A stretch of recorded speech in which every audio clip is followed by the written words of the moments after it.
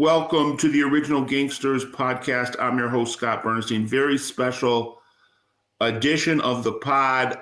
Very excited to start a series of interviews with retired FBI agents. We're going to be drilling down on the Philadelphia Bruno Scarfo crime family in our first part of this series with a number of retired FBI agents. And to kick off this series, we have the venerable Robert Wittman, FBI agent in Philadelphia from 1988 to 2008. He has the distinguished accolade of being the first person to put Joey Merlino in prison on the armored heist case from the late 80s. We're going to have him talk about that.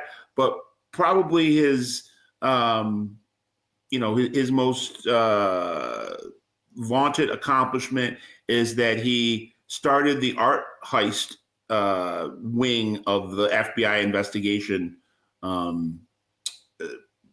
Robert, am I doing you justice?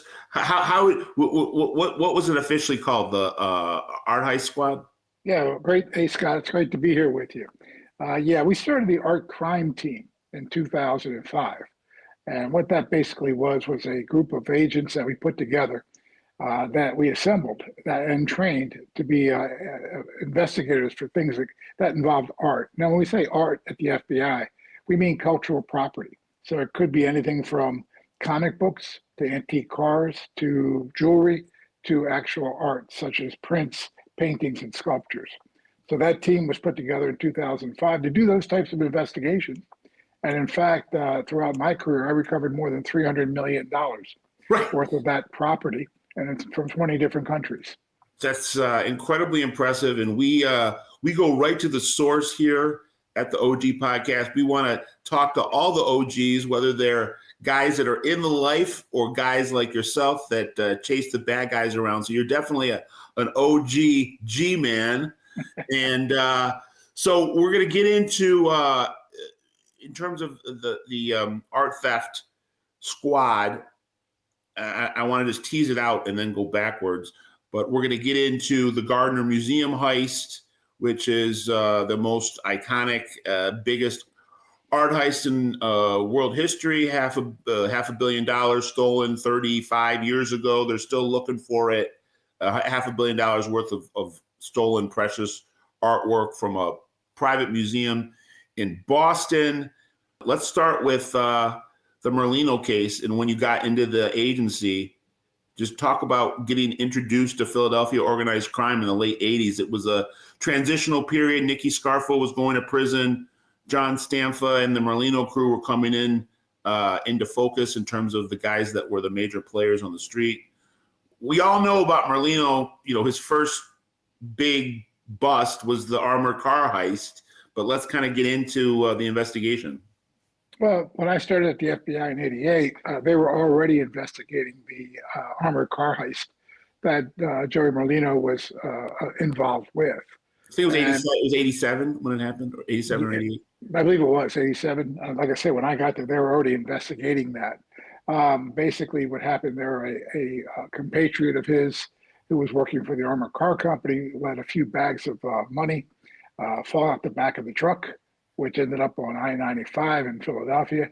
And I guess Joe was involved in picking up the money and involved in the conspiracy to commit the armored car. It wasn't a robbery, as I say, it was a heist. Right. The money was just dropped out the back. So when I got to Philadelphia, I was actually transferred to the crime squad, which was the truck hijacking squad, which would cover armored car losses like that, because it's a theft from interstate shipment. This money was coming from out of the state, going to different other businesses within Pennsylvania. So as a result, the federal violation was theft from interstate shipment. So because of the fact that we did those types of cases, truck hijacking, usually it was cigarettes or liquor or TVs going back and forth from New York to Florida. There were a lot of give-ups at that time because the drivers were basically hooked on crack. Mm-hmm. So they would stop in Philadelphia at one of the truck stops, and rather than continuing on, they would get their crack, and get high. fall asleep, and then as part of the deal, they would let some of the dealers come in and take parts of the loads. So these were give ups. So they might take a third of the load and then continue on, and then show up with a third less TVs. That's how it worked. In this case, of course, it was an armored car, and the scheme was to drop these bags out the back and have people involved there pick up the bags, and then they were all captured. And I arrested Joey in his house in South Philly when the arrest warrants came out. Ultimately, he was convicted of that particular case, and theft from interstate shipment was really the violation. And he went and did 3 years on this. This is when he was in federal prison. He hooked up with Ralph Natale, and they started plotting their conquest of Philadelphia.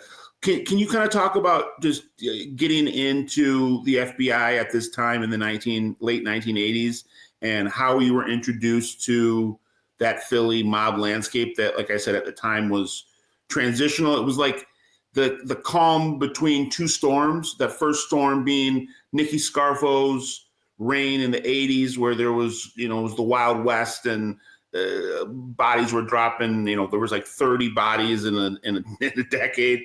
And then it went quiet for a little bit in the late 80s. And then when Merlino came out of prison in the early 90s, after the case that you got him on, it sparked right back up and became kind of crazy again. Can you just talk about what you were landing in terms of entering that fray in 88? Yeah, well, when I came in the FBI in 88, it was an interesting TV show on at the time. It's called Miami Vice. Yeah. And some of your people might remember seeing that show. And I wanted to be Crockett. I wanted to be the guy. Sonny Crockett. Yeah, I wanted to be the guy on a cigarette boat in Miami, in a white suit, driving around in a Porsche. And so the FBI went in the FBI, and they sent me to Philly, which is not Miami. It's not the same. Right. So I became rough around the edges. A little bit rougher, but Miami can be pretty rough too. It's just a different kind of rough. But in the end, neon lit rough. Neon lit rough. That's exactly right. And cool music rough. Right. Although Philly's got this cool music too with the Philly sound. So anyway, being on the truck hijacking squad didn't put me dead center into the organized crime area. But we had a squad one, that did organized crime investigations, and I was on squad 4, which was the property crime. But we did have some carryover because, these guys were committing property crimes at the same time as they were doing standard OC stuff. And so there was some lap over, But, I was there to watch. I was able to see the investigations that were being conducted. But I was more into the art and artifacts.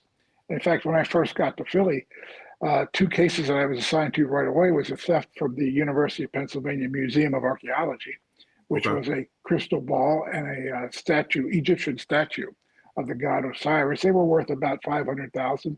And then also a theft from the Rodin Museum in Philly, which was a very important sculpture by Auguste Rodin, which was worth probably about the same amount of money. So my first 2 investigations were not organized crime.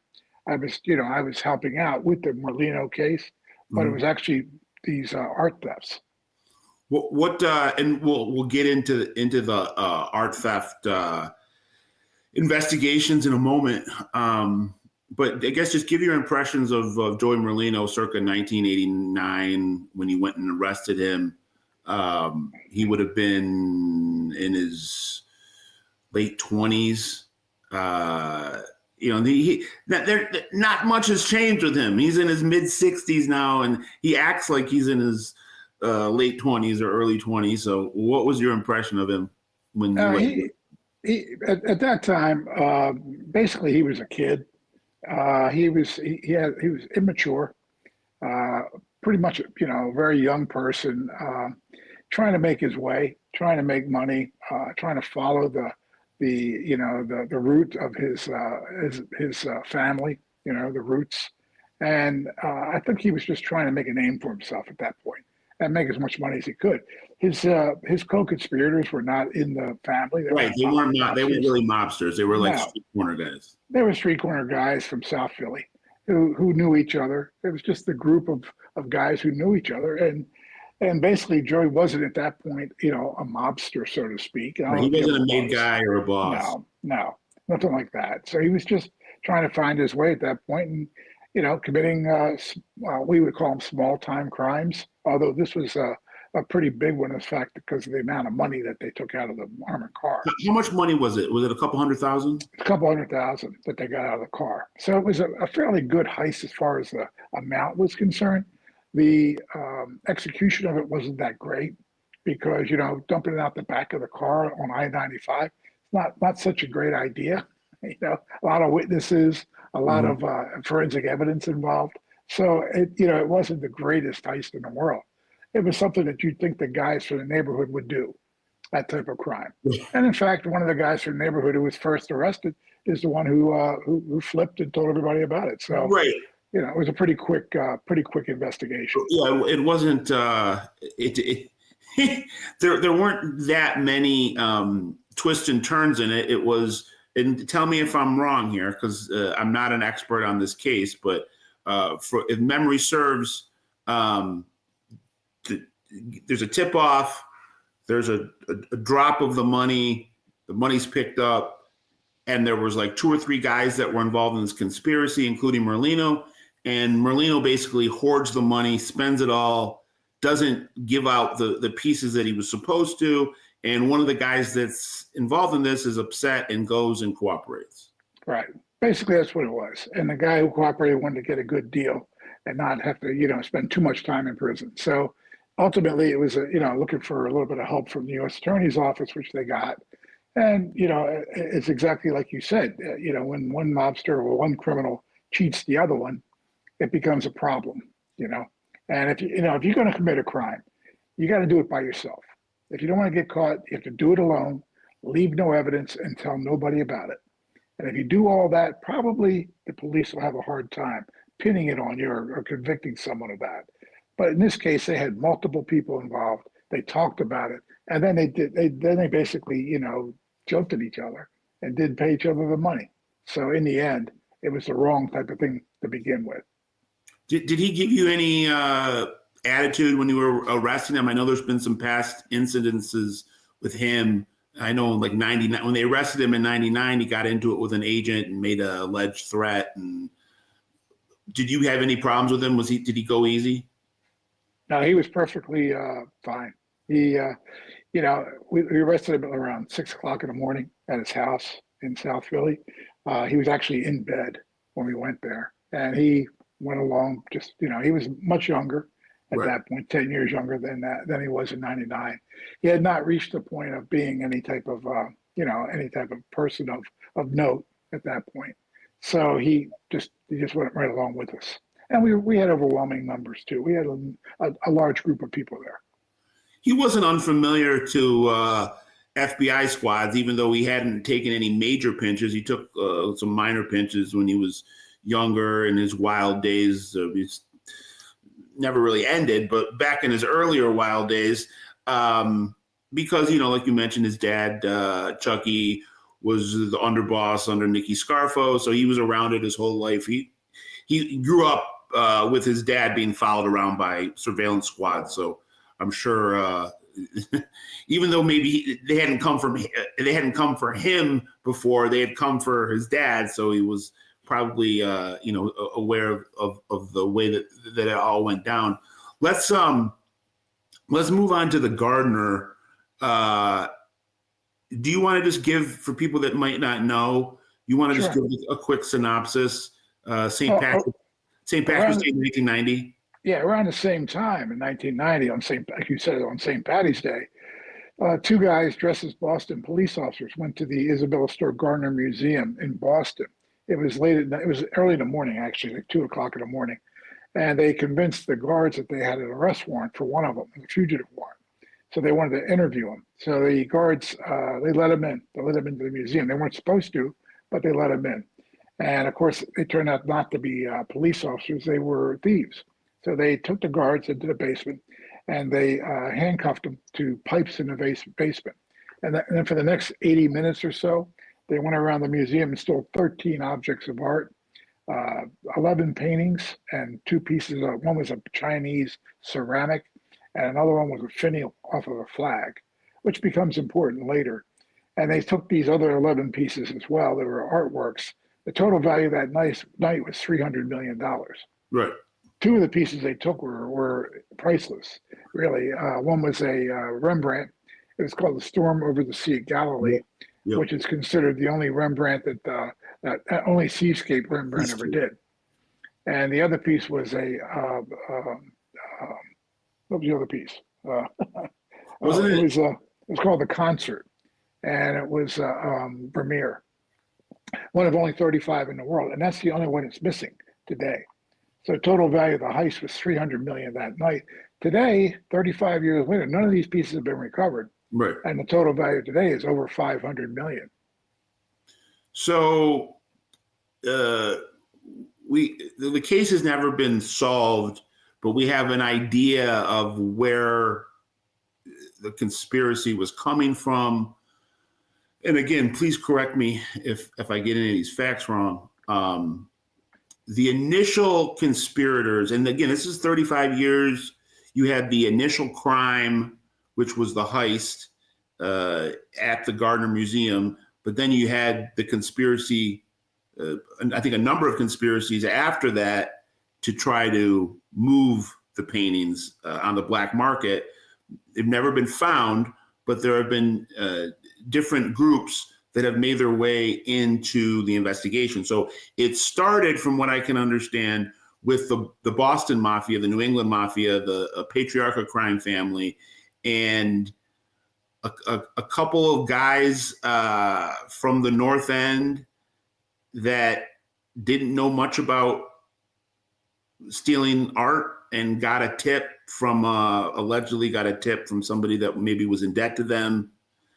They were guys that were, from my research, guys that reported to Vinny the Animal Ferrara, who was a Boston Mafia capo at that time. And Ferrara was locked up, I believe, when this happened. And his guys, I think some of the early theories were that they were going to try to use the paintings to somehow leverage Vinny out of jail, or either way, the paintings were stolen. A couple of the guys that were involved got killed, and the paintings got lost. Like, do you think that they're sitting somewhere in a storage facility right now? Do you think they're on somebody's wall, like a private museum that somebody has in their basement, or in a mansion somewhere? Well, I don't know, Scott. There's a $10 million reward for the recovery of the painting. So if I knew they were in a storage area, I'd tell you. You go get them. Yeah, go get them. Quite honestly, it could be anywhere, or they could be destroyed by now. It's been 35 years, so we don't know. And a lot of the theories that have come out have been proven to be not so true. I mean, that's what theories are, right? They're just speculation. The FBI a few years ago said that the two guys that went into the museum that night had been killed within a year, a year and a half after the heist. And they said that they solved the theft by knowing who these guys were, but they couldn't divulge their names or say to the public who they were. Just that they were the ones that did it, and they are now dead. Now, I've never heard that from the FBI on any case that I was ever involved with. That you would come out and make a pronouncement to the public that the perpetrators of a crime were dead, but you couldn't divulge who they were. I mean, it doesn't make any sense to me. But whatever, Boston did what they did. So that was a announcement they made on the anniversary. I think back in 2000, maybe 10 or something, that they said that. Maybe they were trying to develop social media, try to get the word out. Every year they usually have some type of information they put out around the anniversary of the theft. And I think the reason for that is to try to create public interest to maybe find the paintings. Yeah, because that's right now. That is the goal. It's still an open case. It's like being from Detroit.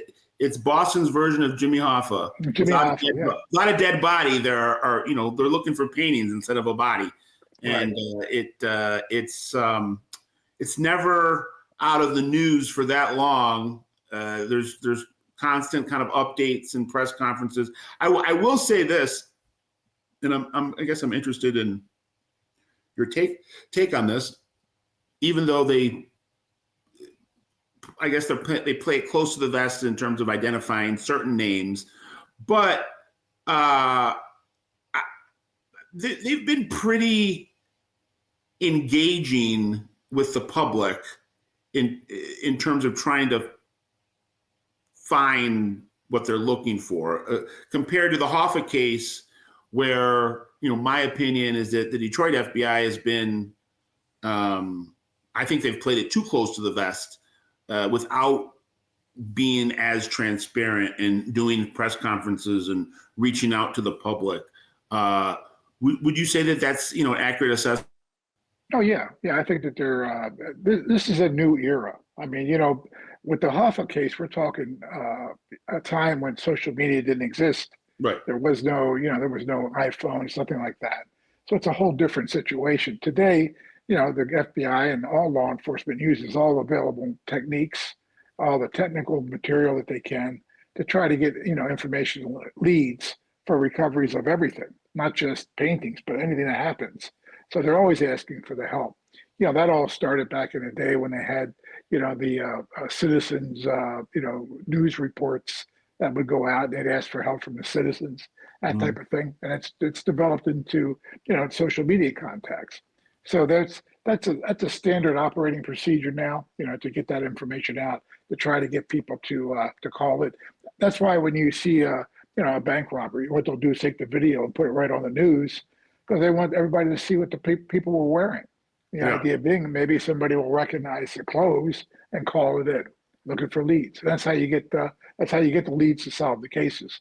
So no, I don't think that's. I think the Hoffa thing happened a long time ago, to the point where they didn't have that ability to be able to follow up. And now, I mean, there's no. How do I put it?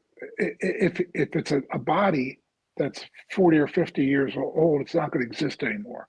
Right. Artwork is still going to be there. Right. So in other words, if it still exists, they're looking for someone who may have seen something, who didn't even know what he was looking at, but now recognize it from the from the news that goes out.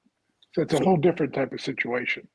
So let's now draw some connective tissue between Philadelphia and the Gardner heist in Boston. So I'll also tell the audience, and you can add on to this or add context to it, that when the art was stolen in 1990 in Boston, you had a mob war going on in Boston that, as you mentioned, the FBI has said that 2 of the guys that went in and stole it were killed. You had a faction dispute between guys in Boston and guys in Providence, and a lot of murders between 1989 and 1994, 95. So there was a lot of chaos going on in the organization that this stemmed from. You then fast forward almost a decade later, and Joey Merlino has come out of prison in Philadelphia. He's taken power via his own shooting war that he won against John Stanfa. And through the kind of, somebody meets a guy who meets a guy who meets a guy, and all of a sudden guys from Boston and guys from Philadelphia are sitting down at the same table. Merlino in around 97, 98 starts a offshoot of the Bruno Scarfo crime family in New England. And he puts guys in place for the Philly mob operating in Boston. And some of these guys, I'll mention some names: Bobby Luisi, Bobby Garanti, Bobby Gentile, the 3 Bobbies, Bobby the Cook, Boston Bob, and Uncle Bob or Bobby Boost. They're Philadelphia buttons that are stationed in New England. And some of these guys have direct ties to the people that stole the art. And it's believed that this Philadelphia mob New England crew at some point might have had possession of some of the paintings. There are rumors that some of the paintings might have come through Rittenhouse Square in Philadelphia at some point in the early 2000s, late 90s. Now, Joey Merlino goes to prison in 99. So kind of take us through that aspect of it, if you can. Well, there's rumors that in some way that a couple of the paintings may have quote shown up in Philadelphia with the Philadelphia Mafia group. That's never been substantiated. I was there in 2000, 2001, 2002. I sat on a squad right next to the organized crime squad. In fact, the agent that was running that investigation was literally 5 feet away from me. Knew what I did, that I was the art guy for the bureau. And so, he knew that he knew of the case and that I was involved in the case. I had done the initial investigation back in the early 90s. If there was something there that was beyond rumor, I would have heard it. Mm-hmm. And quite honestly, no one ever said anything about it. In fact, there were informants at the time who were high up in the Philly mob, who were involved, who were basically working to keep themselves out of jail, talking to the organized crime people, and there's no inkling of that. Now you have to remember, I look at that from a standpoint of just being logical. At that point, there was a $5 million reward. Mm-hmm. Now these individuals were not involved in the theft. Mm-hmm. They didn't steal the paintings. The two guys supposedly that stole the paintings were dead. So at any point, they could have called the bureau or their attorneys could have called the museum, and they would have been in line for the $5 million for doing nothing. Right. Okay. So it never made sense to me that they're going to take them and hide them in Philly to do what? I mean, there's no monetizing these pieces. Joey's a smart guy, and I don't think he's a real art lover. No. I don't think Joey would want to have a Rembrandt on his wall in his basement. I don't think that appeals to him that much. In fact, I never met anybody that wanted a stolen Rembrandt on a wall in their basement. Maybe Dr. No. Very select few people, but there is a market for it. You think, but I've never seen it. Right. Yeah. Right. People talk about a black market, but not for those kinds of paintings. Paintings that are millions of dollars, there's no black market. There's a black market for things that you can sell. And that means things that are cheap, or maybe you steal a vase, that might be worth $10,000, or you steal something that's not identifiable, something that is multiples of it. But paintings are unique. So if a painting is stolen, everybody knows if you buy that painting, basically you're not getting good title. So your money's down the tubes. And if you get caught with it, you're obstructing justice and you're buying stolen property. So you could end up in prison. I did cases where I was offering $250,000 for stolen paintings. And I had organized crime groups around the world bring those paintings to me because they had stolen them and they couldn't do anything with them. There was nothing they could do. So is that the fundamental flaw in what happened here with Gardner, that they thought they had gotten the score of the century and that they were able to go and move these, even if they weren't able to move them for the prices that they were worth, they could move them for, even if it was pennies on the dollar, you're still getting a lot of money, and they just didn't know how to do it because there is no way. There is no way. Yeah, that's the fundamental flaw in the art heist. The stealing isn't the thing; it's the selling. So the real art in an art heist isn't stealing it; it's selling it.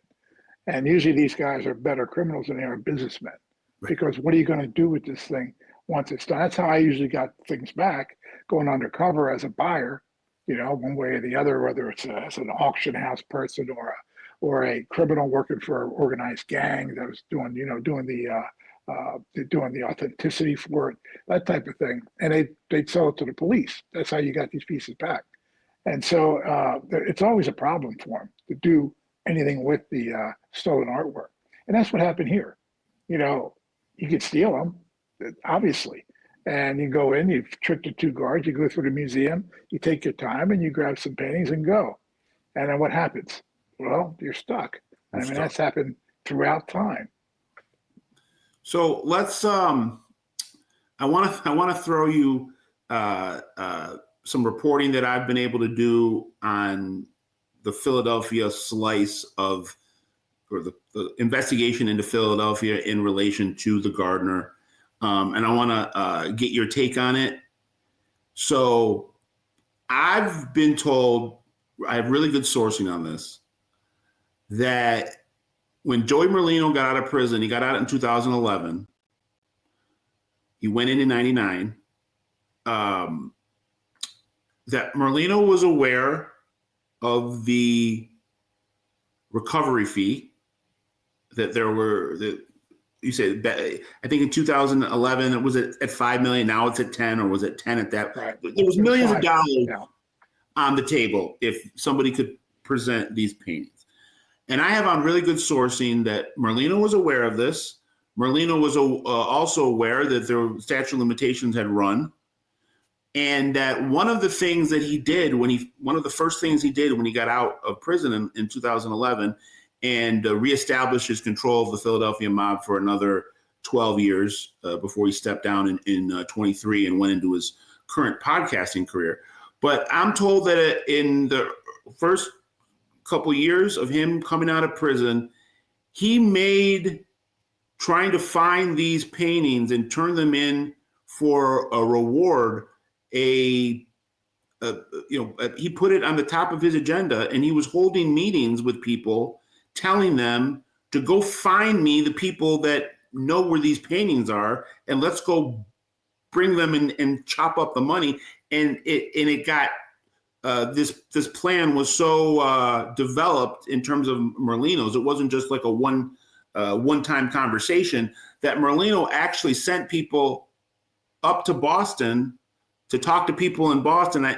And the New England crew that Merlino had started in the late 90s went dormant for a little bit when everybody was in prison. And then I believe that Merlino sending people back up there in the early 2010s for the purpose of trying to find out intel on the Gardner, which obviously never, they didn't hit pay dirt on it, but it then reignited the New England crew, and it's back active now underneath the Philadelphia mob banner. The Boston guys are back and running around, not reporting to the Patriarchas, but reporting to the guys that are running the old Merlino crew. So this was something that, based on my reporting, Merlino was aware of and was actively trying to tap all the different resources to try to find these paintings so he could bring them back for the reward.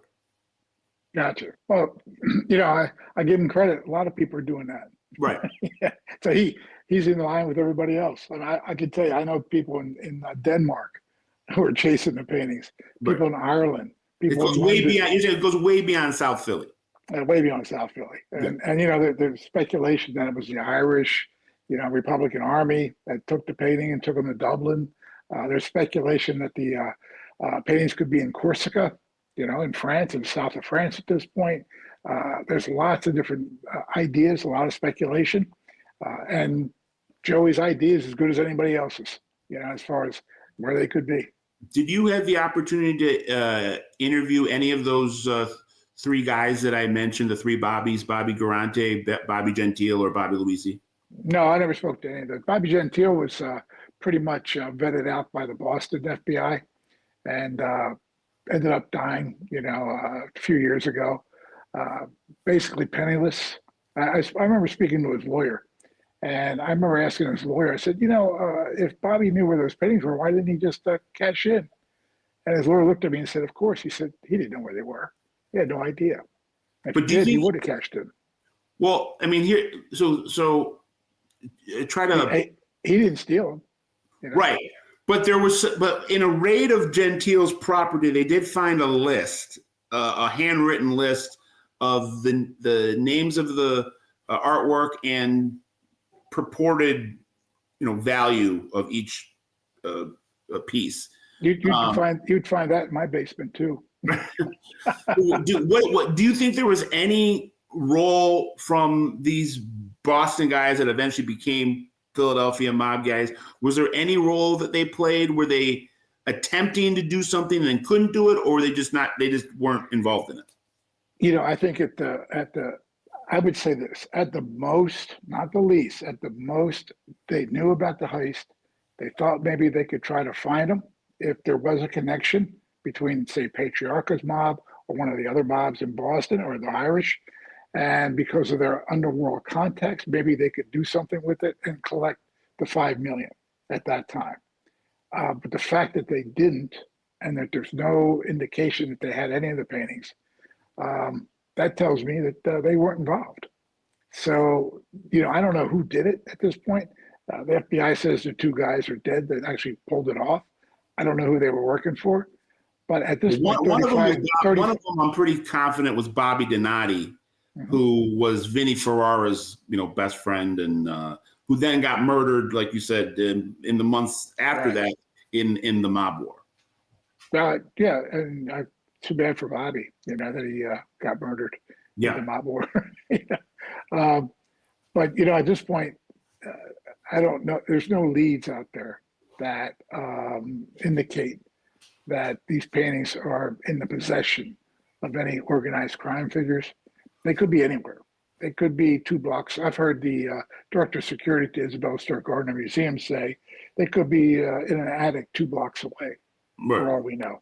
Or, as I say, they could be in Ireland. I mean, we don't know. And there's no reason to believe that they'd all be together.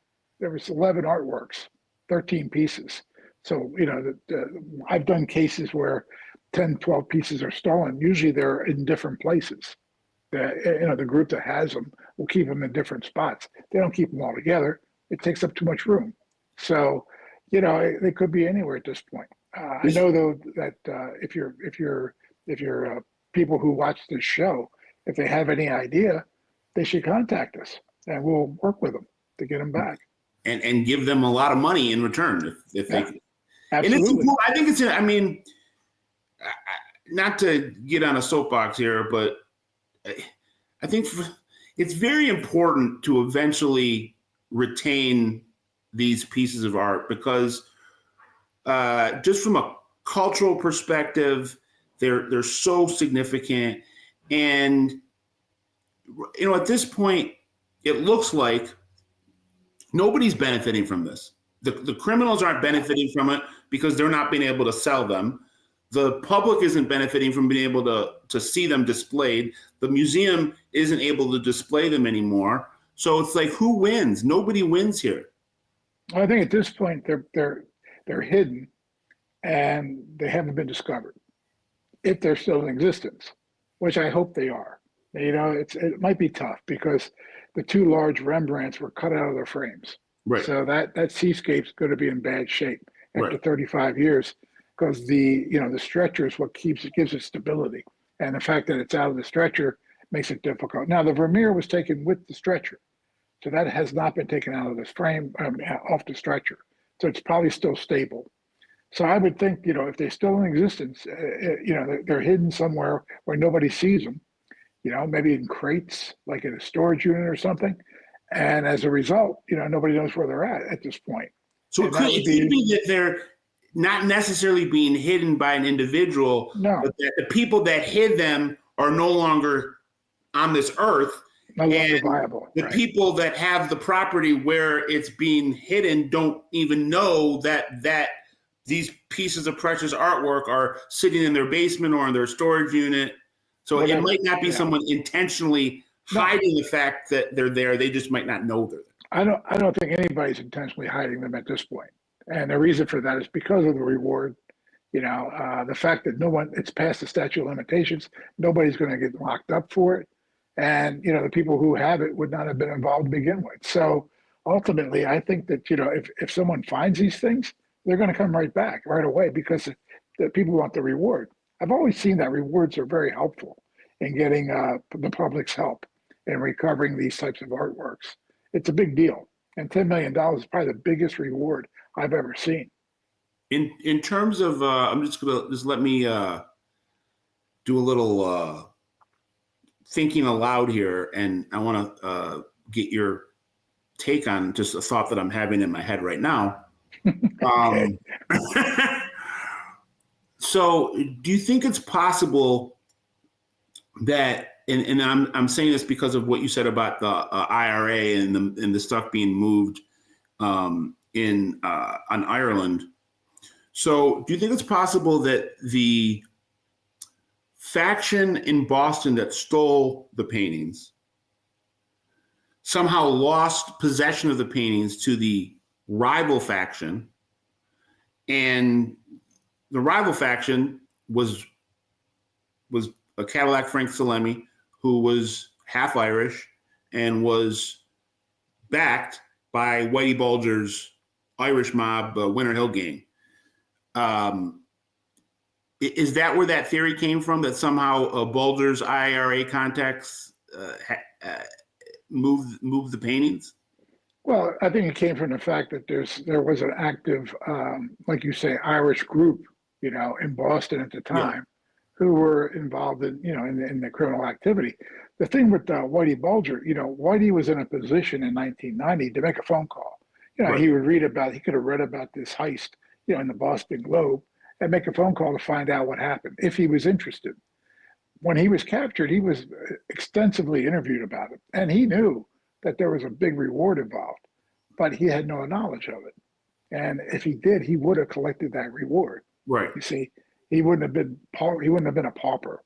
So as a result, Whitey didn't have anything to do with it. And if he did, like I said, Cadillac Frank also cut a cooperation deal. I interviewed Cadillac Frank as well about. I asked him about the Gardner, and he feigned. His posture was that he didn't know anything. Whether or not he was feigning that or not, I don't know. But the connection between him and some of this other Philadelphia stuff is that the Bobby Luisi group that eventually made their way into the Philly group I know there's a lot of all these episodes that I do. There's a lot of different names, and to try to put it together, I know it's confusing. So I try to do my best in terms of you're doing fine. Crafting a narrative here. But the three Bobbies, Bobby Garante, Bobby Gentile, Bobby Luisi, who make their way into Joey Merlino's crew, they had come from Frank Salemi's faction in the New England mob. So that's why I said, you think that, because I think they were stolen by the Vinnie Ferrara, J.R. Russo faction, which was opposed to the Salemi faction. But I sense that it's possible that the paintings went from the one group to the other when there was a shift over in leadership in New England, and some of those original guys went to jail. Well, you got to understand, Scotty, anything's possible. Right. At this point, 35 years later, any of that's possible. I'll give you a possibility. Mm-hmm. One of the pieces that were stolen was a finial off of a flag, and it was an eagle. It's just a gold eagle, but not made out of gold, just out of wood with gold paint on it. And it was the finial, the representation of the 1st Regimental Napoleonic Guards from Corsica. Right. All right. So the museum has 2 flags, and they are the flags of the 1st Regiment Napoleonic Guards. And these were the regiments that basically they protected Napoleon when he went back to Corsica after leaving France. Okay. Now, why do they have those? Well, they collected them back in the 30s and 40s. So they had these. They've been asked many times to return them as pieces of cultural heritage for the people of Corsica. All right. Mm-hmm. I mean, that's what's happened. Well, why would these guys steal, Rembrandt's, Degas, of a mink, and stop to take a flag finial off of a flag? Not the whole flag, just the Corsican eagle. Mm-hmm. Why would they do that? Does that make any sense, that you would go steal an eagle finial off of the flag? So when I conducted my investigations, I had an undercover operation going on in 2005 with a group of Frenchmen out of Miami. And we were negotiating undercover, I was, to buy the Rembrandt and the Seascape and the Vermeer from these guys. They claim to have had it. They claim they had access to them. Yeah. And they said that they had this Vermeer and this Rembrandt that were stolen from a museum in the United States in the 90s. And these pieces were in the south of France. And in fact, they said they're in Corsica. Okay. Now, there is a connection now. You had the finial. So if these guys were being paid by somebody, as a, screw you to the museum for not giving us back our cultural history, maybe that's why they take the finial and put it in Corsica. You see? So there is a connection now. So we start this investigation, and ultimately we recovered 2 Picassos worth 65 million that were stolen in Paris from these gangs. All right, they were all part of the same gangs. We recovered 4 pieces that were stolen for the Museum of Fine Arts in Nice, France, at gunpoint. 2 Bruegels, a Sicily, and a Manet, all taken. And so as a result, we knew these guys were for real. So now we're discussing this. But when we recovered the 4 pieces stolen at gunpoint, they were captured in Marseille, and they had a Chechen hand grenade and a 45 caliber gun on them. And so when they were arrested, the police told them that the guy in Miami was an informant, meaning me. Mm-hmm. And so they gave up my undercover operation. They had done that to me in Paris as well when they got the 2 Picassos back, but I was able to talk my way out of that. So what that tells me is that the French police have wiretaps on these French criminals, and they're talking about all these stolen paintings. And at one point, the guys I'm working with in Miami were talking about the painting on Vermeer Street and the painting on Rembrandt Street. Okay, that was their code words for the for the 2 paintings. And so, that's as good a theory as any mob theory out of Boston. Right. That maybe they didn't steal them, but that's where they would be today. Well, the mob angle is obviously the sexier angle, the more romanticized angle. If you just found out that, some French gangsters had these paintings, it wouldn't be as sexy. Right. It wouldn't have the panache maybe of the. Yeah, but that doesn't mean that because they might have them today, it doesn't mean that they stole them and that the mob didn't do it. It just they ended up in France. You see what I'm saying? So how do you see this thing ending? It's been 35 years. It's still a very active investigation. I know people that are involved in it, and they're very passionate and very committed in it, and they're relentless in trying to discover where these works of art exist. I think there's going to be a lead at some point. They keep the word out. They keep the public informed of reminding them that these things are missing. And I think at some point there's going to be a lead, and it's going to lead to the recovery of at least a couple of them. I think as we wrap up here, I think my biggest, and I don't consider myself an expert on the Gardner Museum. I just like a lot of things, I know it better than the average human being, but I wouldn't say I'm an expert. My gut tells me that this was not even my gut. I mean, just I take umbrage a little bit with some of the way that the way that it's been covered in the 35 years where I've heard a lot of people talk about, master thieves. And this is, again, it's not even your gut. It's just, it's basic common sense. These were not master thieves. These were guys that really had no idea what they were doing, and they stumbled into hundreds of millions of dollars worth of art. And like you said, they ripped them out of their frame in a very crude manner, which doesn't fit with the way that highly sophisticated art heists operate, where you're treating these pieces of artwork, with the delicacy that they deserve. This just seemed like a group of people that got a tip and didn't really do much due diligence, and went in there like a bull in a china shop, and again kind of stumbled into this huge score without knowing the why, the how, the where. And have you noticed that some of the coverage is like talking about these guys like they're a bunch of Thomas Crowns, and it just doesn't seem like that's true. No, well, I think most of the coverage now is more about getting the paintings back. Right. I think at the time the coverage was about the fact that they wore police uniforms, and that was a little bit more trendy, I guess, or sophisticated than just a shoplifting type of deal. But you have to remember they went and stole pieces that were very, very, pretty much valueless. They took a Rembrandt etching worth a couple of grand, along with a Rembrandt seascape worth maybe 200 million. So they were taking things that had no value as compared to what they had, the other pieces that they had. So they obviously didn't have any knowledge, about what they were taking. And taking the finial, stopping long enough to reach up to take a finial off a flag doesn't make any sense either. They took a Chinese beaker, ceramic beaker worth a couple of $1,000s as well. For what? So they could, pour their coffee. I mean, it didn't make any sense. So I don't think it was a well thought out, planned Thomas Crown affair type of deal.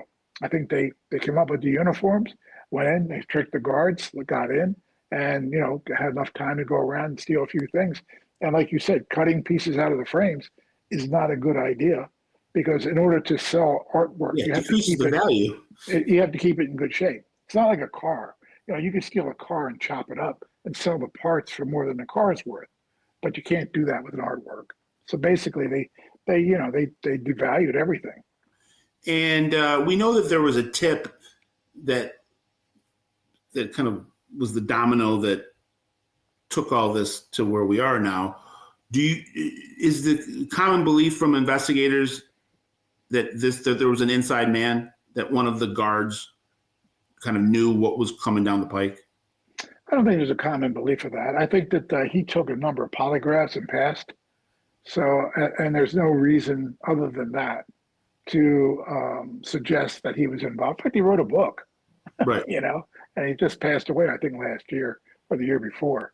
And he wrote a book about it. So I don't think there's a whole lot of suspicion with the guard being involved. He shouldn't have let those guys in. They allowed them to come in. It was against the rules. But I mean, other than the fact that they were, they weren't the sharpest tools in the shed. And I don't mean that in a bad way. They just weren't. Right. And the fact that these guys looked like cops and told them they had a fugitive warrant for one of them, that would have surprised me too. I probably would have said, oh, well, come on in and tell me about it, because you're a Boston police officer, right? It kind of makes sense that they would do that.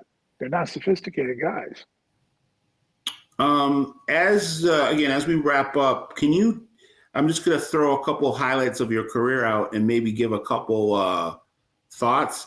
You recovered parts of the Bill of Rights? One of the original copies of the Bill of Rights, the one that was sent by George Washington to North Carolina for ratification. Yeah. And that was valued at about $100 million. We recovered that. It was stolen in 1865 by a Union trooper who was coming up with Sherman's troops from Atlanta back to Washington. And this trooper from Indiana went in to the State House in North Carolina, Raleigh, and stole their actual copy of the Bill of Rights. And then there was a Rembrandt self-portrait that you also were involved in the investigation? Yeah, that was a $35 million Rembrandt that was stolen at gunpoint from the Swedish National Museum in Stockholm. We were able to recover that as a result of an undercover operation in Copenhagen, Denmark, where I posed as a buyer for the Russian mob. And that was the one where we offered $250,000 for it. Two more I'm going to throw at you, and then I'm going to make a comment to you that I've made to other people about you live in a movie script. A Norman Rockwell painting? 5 of them, in fact, all stolen from a gallery in Minneapolis, Minnesota, and were missing for 22 years. We ended up finding them in Rio de Janeiro, in Teresópolis, Brazil, actually, where they were being hidden by a gallery owner down there. We got information they were there, so we went down to Brazil, working with the Brazilian police, and we were able to recover those. And then finally, one of Geronimo's hats, war hats? No, it was a headdress, one of those 6-foot eagle feather war bonnets. Yeah, that was being sold by a family out of Atlanta. And because they're eagle feather, they're illegal to be sold. You can't sell eagle feathers. But it was worn by Geronimo at what was known as the last powwow in 1909, when Geronimo danced, at this last powwow when Oklahoma Territory was becoming a state. So all the tribes got together and they had a powwow. The last person to dance was Geronimo, and he wore the war bonnet. Wow, Robert, you're definitely you following a long line of guests here at the OG that deserve their own television series. I hope, I don't know, have you had any people approach you from Hollywood to try to develop your story in terms of being an agent that's going around searching for stolen art? Well, I wrote a book, Priceless, how I went undercover to rescue the world's stolen treasures.